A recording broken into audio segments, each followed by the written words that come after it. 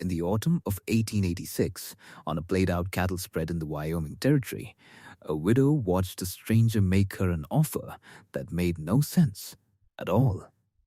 He had ridden in leading 2 spare horses, saddlebags flat with hunger, and he did not ask for money. He did not ask for a bed. He asked for grain, a few pounds a day, nothing more.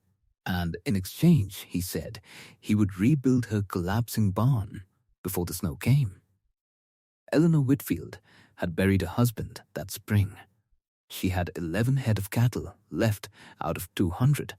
A foreman who told her plainly the ranch would not survive one more hard winter, and a barn with a roof that sagged like a sway-backed mule. She had every reason to send the stranger on down the road. Instead, she said yes. Nobody in Anders Fork could explain why. Not then. Not for months.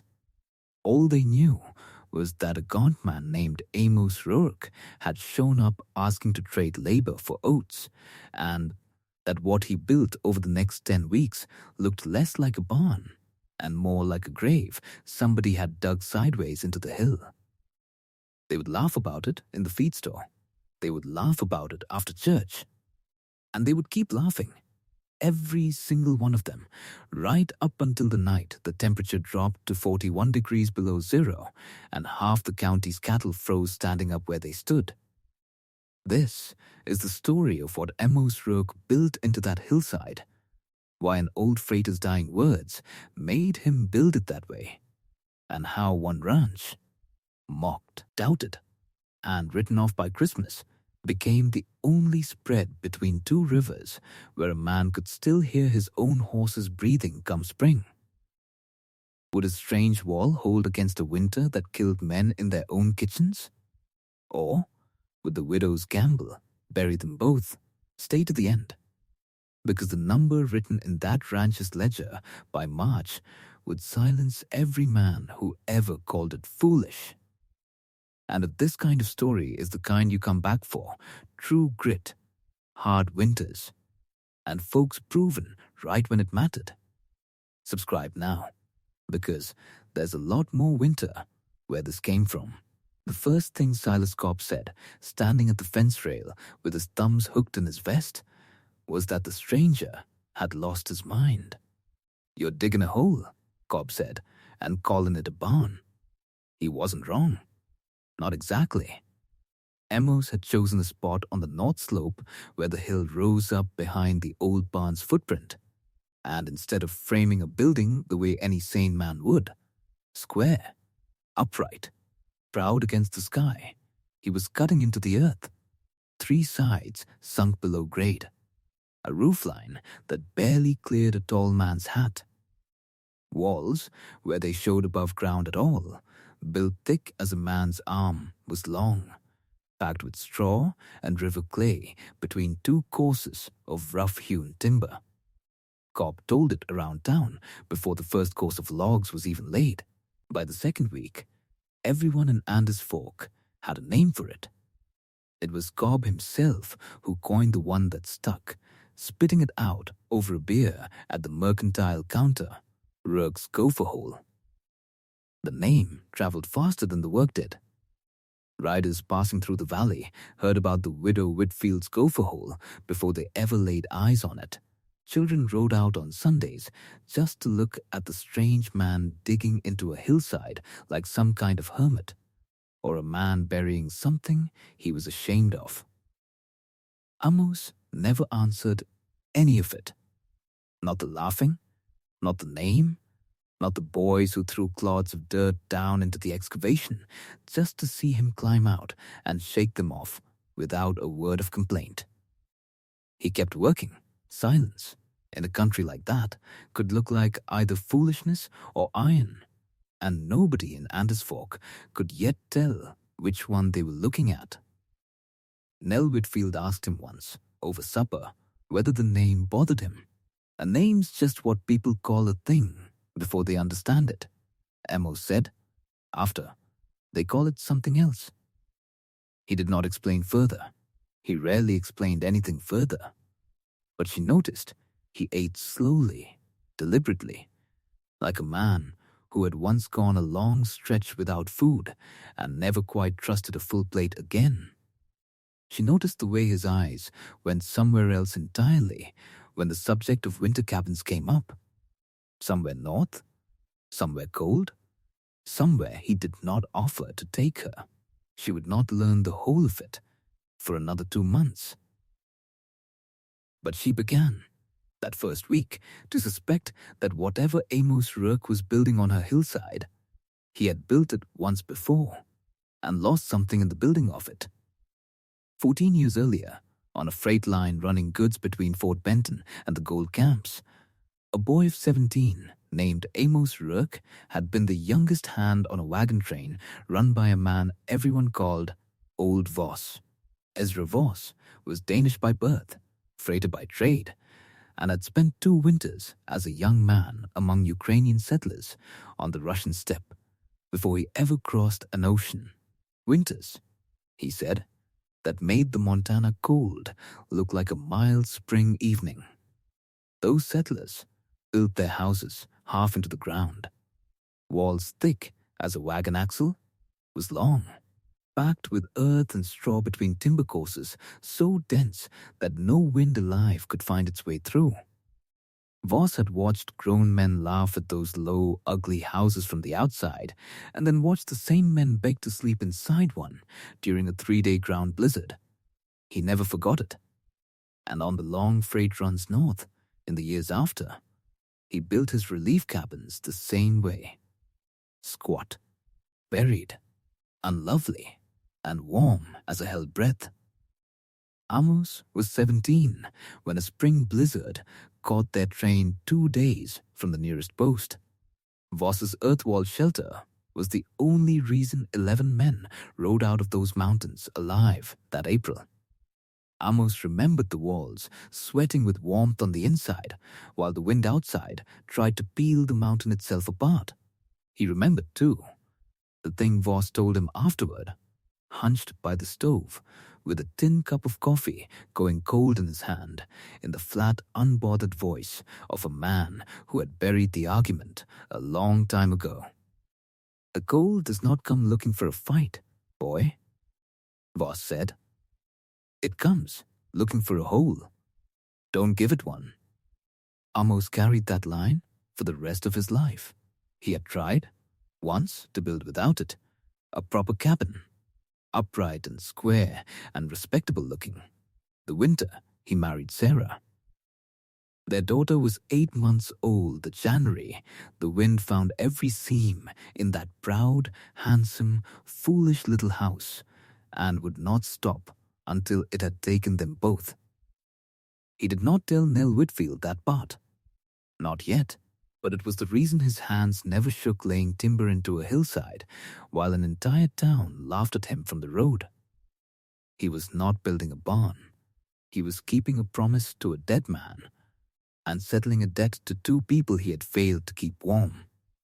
Heat forgets nothing, Voss used to say. It only goes looking for a door. Don't give it one, and it stays right where you put it. Amos built by that rule.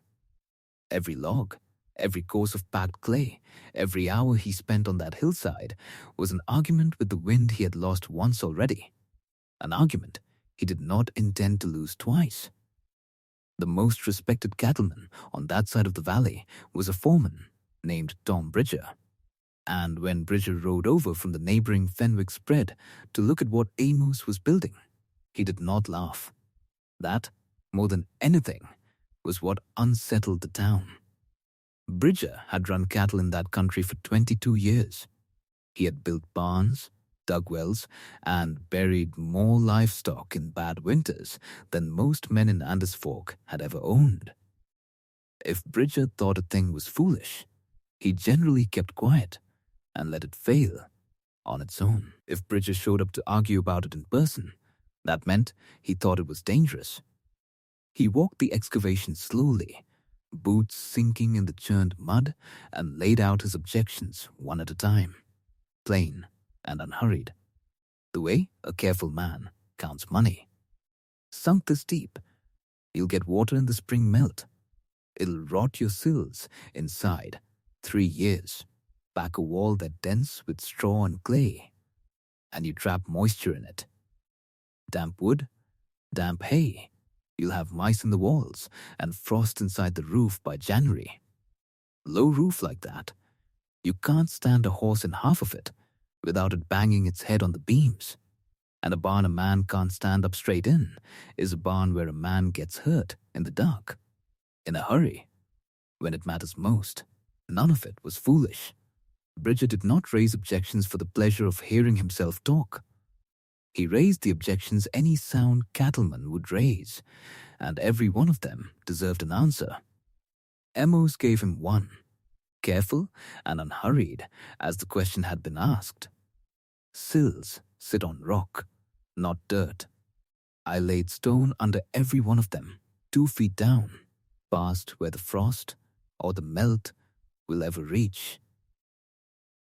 Wall breathes through a course of loose gravel at the base, under the clay. Water moves through it and out the low side of the hill. It doesn't sit in the wall. It doesn't sit still long enough to rot anything. Roof's low over the stalls, that's true.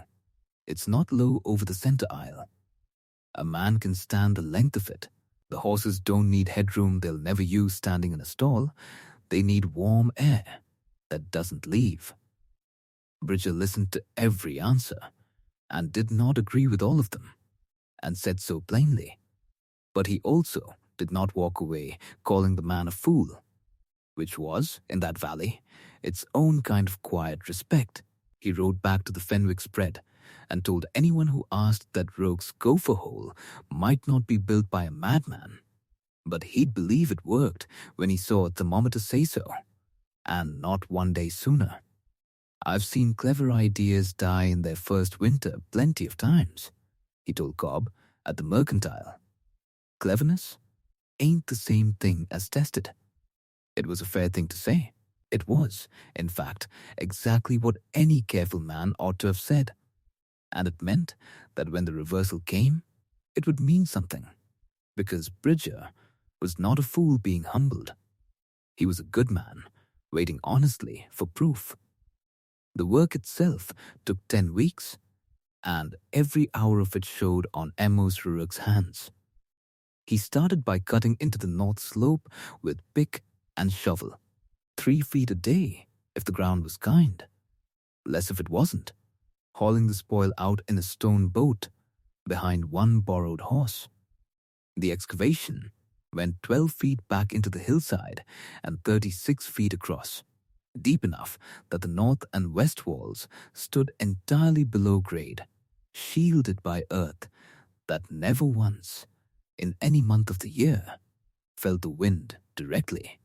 The timber came from a stand of lodgepole pine 2 miles up the draw, cut, trimmed, and dragged down by chain, log by log, because there was no money in the Whitfield accounts for milled lumber, and Amos would not have used it if there had been. Milled lumber, plain, smooth, and true, made for tight, handsome joints, and tight, handsome joints, he said, left no room for a wall thick enough to matter. The wall itself was the heart of the whole argument, and Amos built it the way Voss had taught him on the step house pattern 30 years before. 2 courses of horizontal logs, one set 18 inches inside the other. The gap between them, packed solid with a mortar of river clay, worked wet and heavy with chopped straw, tamped down hard with a wooden maul until it held its shape, like adobe, 22 inches of dead, still, unmoving material between the horses and the wind outside. Not insulation in the way a modern man would think of it. No batting, no felt, nothing manufactured. Just earth and straw and time. And the oldest trick there ever was.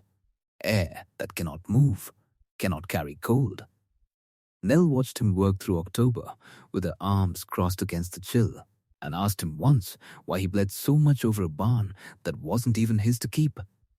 Wall's not for me, Amos said, working a fresh course of clay into the gap with bare, cracked hands. Wall's for whoever's standing behind it when the wind comes looking. Don't much matter whose name's on the deed. He counted as he worked, out loud sometimes, mostly to himself. 22 inches of packed wall, 2 feet of stone under every sill, a gravel course at the base to carry off water before it ever touched the timber, 12 feet of hillside standing between the horses and the worst of any northern gale. Numbers, not opinions. Numbers were the only thing that would end the argument later, and Amos built toward that ending from the very first shovelful of dirt. By the last week of October, the walls stood finished and the roof beams were set. A heavy ridge log spanning the center aisle, rafters pitched low and sod covered over the stalls, thatched thick with prairie grass cut and dried through September.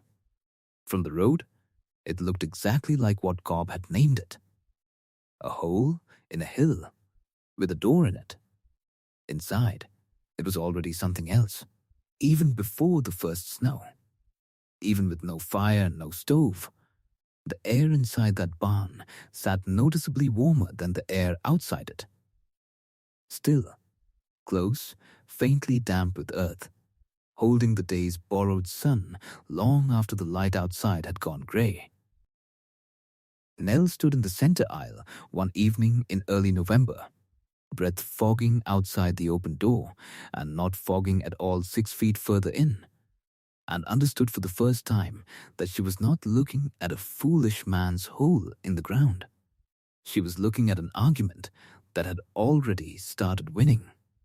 Quietly, before anyone had thought to test it, the failure came in the second week of November, and it nearly ended everything. Amos had built the roof exactly as Voss taught him. Sawed over rafters, thick and heavy, meant to hold heat the way the walls did.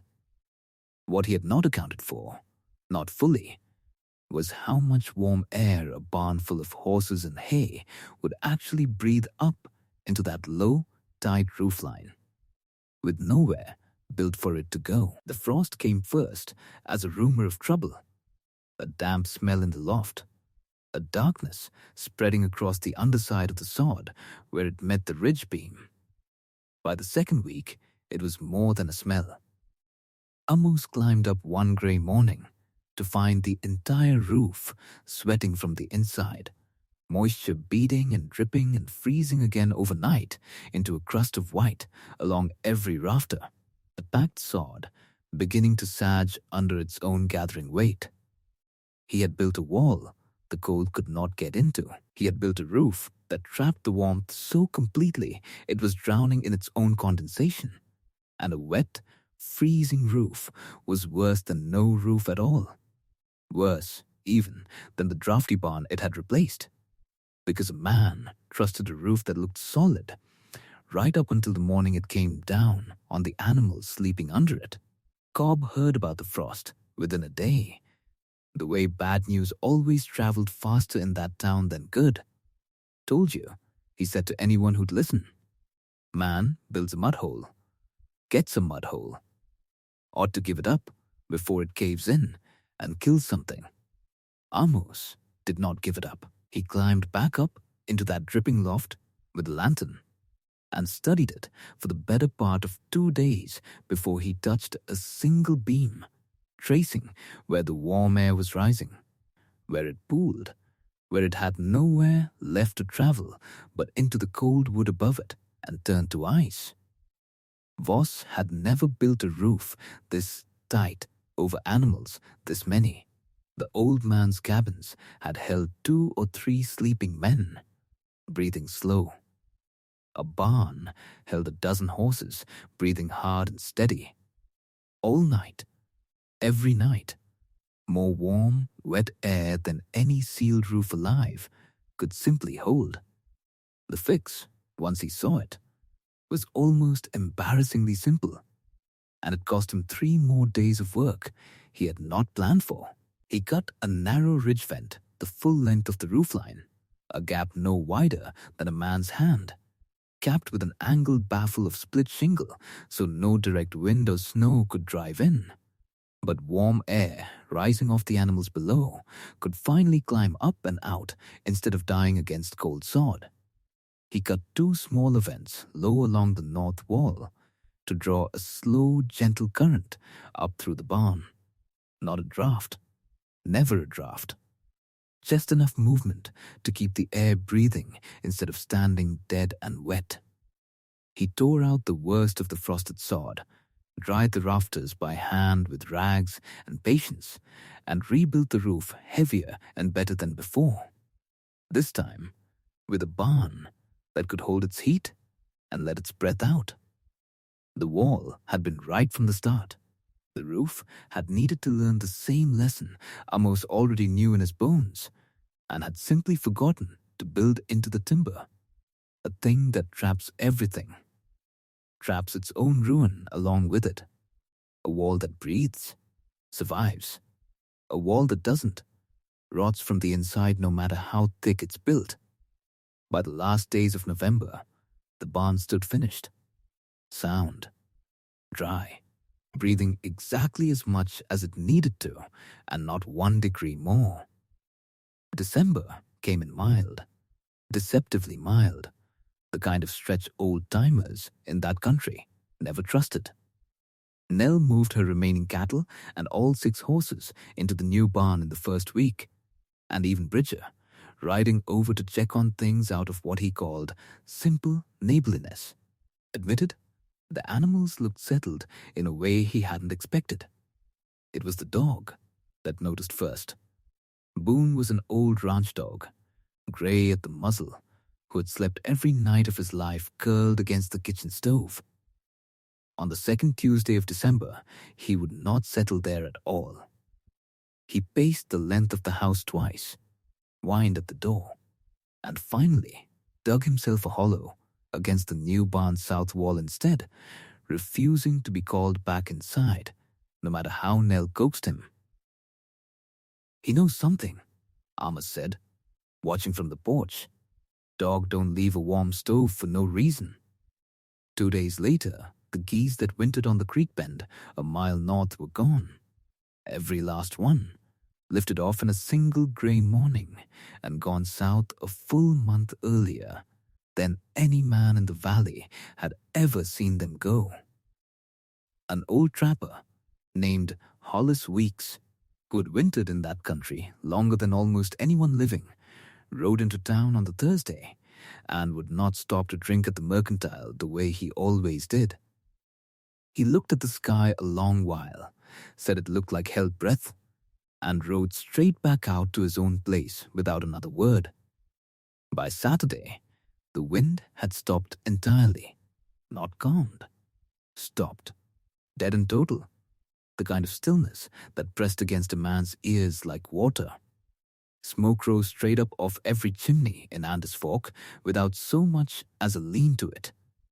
The temperature sat oddly mild, almost gentle, and every soul in that valley who had wintered there more than a season or two knew exactly what that gentleness was buying time for. Nell found Amos standing at the barn door that evening, one hand flat against the timber, the way a man checks a horse's flank for fever. "Storm's coming," he said. It was not a question, and he did not wait for her to agree with him. "Big one. Air's been saving itself up for it." Boone would not leave the barn wall that night. Amos banged the stove in the tack room heavier than usual, checked every vent he had cut into that roof twice, and told Nell, plain and quiet, that whatever came in the morning, the animals would be all right where they were. He did not say the same for the town. It came down out of the north 2 days before Christmas, with no more warning than a wall of white swallowing the ridgeline whole, and men in Anders Fork would call it, for the rest of their lives, the bone winter of '86. The temperature fell so fast that afternoon that the thermometer nailed outside the Mercantile door cracked its glass, 41 degrees below zero by the time anyone thought to check it again, with a wind behind it that turned every breath a man drew into a blade against his throat. Nature had arrived, and nature did not negotiate its verdicts. It simply handed them down to every soul and every animal in that valley, all at the same time, without the smallest interest in who deserved what. Cattle froze standing in open pasture in some outfits, locked upright in their own final posture, found weeks later exactly where the storm had caught them. Two lion riders on a spread 12 miles east lost their way between the bunkhouse and the barn, a distance of 40 feet, and were not found again until the thaw. The Fenwick outfit lost 60 head in a single night when a proud, well-built barn's roof came down under 3 feet of wind-packed snow. The animals inside buried before anyone could reach them.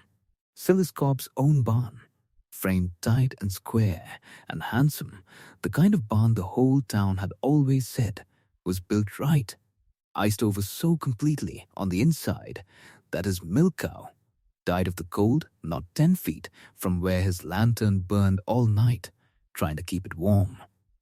On the Whitfield ranch, the storm found a hillside it could not get into. The worst night came on the third day, when the wind finally found the one place Amos had not thought to armor, a loose board on the barn's east door, warped just enough by the cold to work itself free of its latch, banging and tearing wider with every gust until it hung by a single hinge and let the full fury of the storm come howling straight down the center aisle where the animal stood. Amos went out into it with a lantern he could barely keep lit and a coil of rope tied around his own waist and anchored to the porch rail, because a man who lost sight of the house in that wind would not find it again. Not that night. Not ever. He crawled the last 20 feet on his hands and knees, the wind flat out trying to take his breath before he could use it, and got both hands on that swinging door in a whiteout, so total he could not see his own boots. He held it shut with his shoulder, one hand fumbling half-frozen fingers over a latch he had built himself and now could barely feel, while the animals behind him screamed and shifted in the dark, and the temperature on the other side of 2 thin inches of wood tried, with everything it had, to come inside and finish what it had started 14 years earlier, in a different cabin with a different family, that Amos had also failed to keep the wind out of. He did not fail this one. The latch caught. He drove a spike through the hinge with a rock, numb hands be damned, and did not let go of that door until it held true against the worst gust of the whole storm. And then he crawled the rope back to the house, half frozen, half blind, and did not tell Nell how close it had come until the wind finally broke 3 days later. The storm broke on the 27th of December, and it left behind a silence almost as total as the wind had been. Bridger rode over on New Year's Day, picking his way through drifts that stood taller than his horse in places, half expecting to help bury whatever the Whitfield spread had lost. What he found instead was every animal on that ranch alive, standing calm in their stalls, breath fogging soft and steady in air that did not bite. He did not believe it until he saw the numbers for himself, and Amos had kept those numbers exactly for that reason. A thermometer hung on the outside post of the barn read 19 degrees below zero that morning. Mild, by the standards of the week just past, but 19 below all the same. A second thermometer, hung inside the barn on the center post, read 38 degrees above. 57 degrees of difference, made of nothing but earth, straw, still air, and a wall built to give the cold nowhere to go. Bridger read it twice, out loud, as if saying it once might have been a trick of his own tired eyes. The ledger told the rest of it, plain as the thermometers had. Of the Whitfield ranch's 6 horses and 11 remaining cattle, every single animal came through the bone winter alive. Across the valley, The county assessor's rough count that spring put livestock losses above 60%. Outfits that had run hundreds of head reduced to dozens. Barns collapsed. Whole herds found frozen in coulees where they drifted looking for any shelter at all.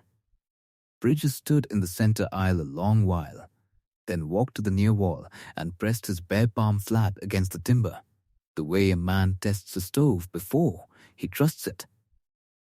"I was wrong," he said. "Nothing more than that. In that country, it did not need to be more than that." The knock came on the second week of January, past dark. 3 sharp raps against a door that had not opened to visitors in nearly a month. It was Silas Cobb, standing in the snow, hat in his hands instead of on his head, 2 of his remaining milk cows on lead ropes behind him, and a look on his face that no one in Andersfork had ever seen him wear. His own barn had failed him twice more since Christmas. He had nowhere left to put the animals he had left, and no pride left large enough to keep him from asking the man he had mocked all autumn for a stall. Amos did not make him say more than that. He took the lead ropes without a word, led the cows into the warm dark of the barn himself, and settled them into an empty stall beside the horses before he ever answered Cobb at all. "There's room," was all he said. No speech, no accounting of who had called it a gopher hole and who had thrown clods of dirt down onto a working man's back, and who owed whom an apology longer than one cold walk through the snow. Nell watched from the porch and understood, in that moment, exactly what kind of man had wandered onto her ranch in October, offering to feed 2 horses in exchange for building something nobody else believed in. He was not a man interested in being right in front of an audience. He had already done his arguing, months ago, in silence, 1 course of clay at a time. By the end of January, 3 more families had asked, quietly, without the swagger of the autumn before, whether the stranger might look at their own barns come spring. By April, when the last of the bone winter's snow finally let go of the high pasture, the whole valley had stopped calling it Rogue's Gopher Hole. Bridger was the one who gave it its new name at a spring roundup with half the valley within earshot, and he said it plain. The way a careful man delivers a verdict he has fully earned the right to give. Man builds a wall that keeps a cow alive at 40 below, he said. You don't call that a hole. You call it a Rourke wall. The name traveled the way the mockery once had, only faster, because nobody argues with a thermometer. Within 2 years, half the barns and line shacks going up in that stretch of the territory were sunk into a hillside where one could be found, walled thick with packed clay and straw, roofed with a narrow breathing vent along the ridge, exactly the way Amos had learned to cut one after nearly losing everything to his own good idea. Nobody who built one in those later years remembered much about the laughing that had once gone with it. They only remembered that it worked. Amos Rourke stayed on at the Whitfield Ranch.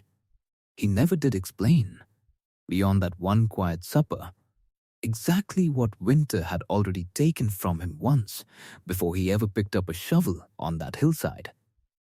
He did not need to. Nell had watched him hold that barn door shut against the wind, trying to finish what it started 14 years earlier. And some things a person understands without ever being told. The old aphorism outlived the man who first said it, the way the best ones always do.